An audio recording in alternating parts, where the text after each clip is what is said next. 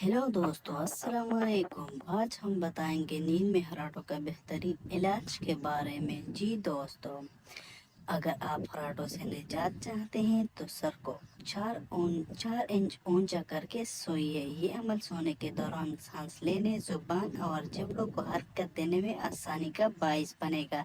बाजार में ऐसे डिजाइन के तकिए भी दस्तयाब है जिस पर सोने से गर्दन के पट्टे तंग नहीं होते और खराटों को रोकने में आसानी होती है।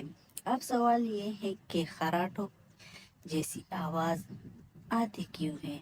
तो तभी माहिरीन के मुताबिक किसी भी शख्स के खराटे लेने के पीछे कई वजूहात कार फरमा हो सकती हैं। मसलन उम्र, बढ़ा हुआ वजन, नाक या साइनस के मसाइल, अल्कोहल, सिगरेट नोशी और अद्वियात का इस्तेमाल या फिर सोने का अंदाज वगैरह। अब बात यह है कि हराटों से निजात कैसे मुमकिन है, तो हम बताते हैं इस वीडियो में कि इससे निजात कैसे मुमकिन है।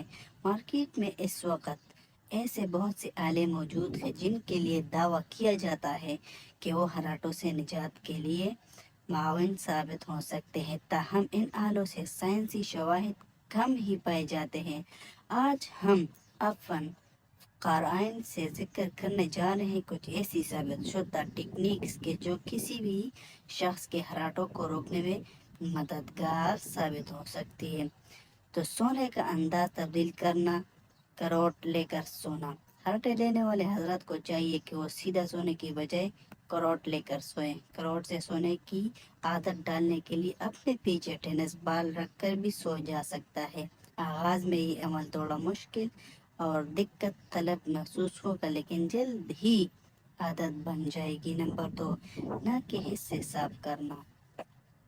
अगर आप साइनस या नाक के मसाइल से दो चार हैं तो कोशिश करें कि सोने से कबल नाक की सफाई के साथ साथ नसल स्टर्प का इस्तेमाल करें।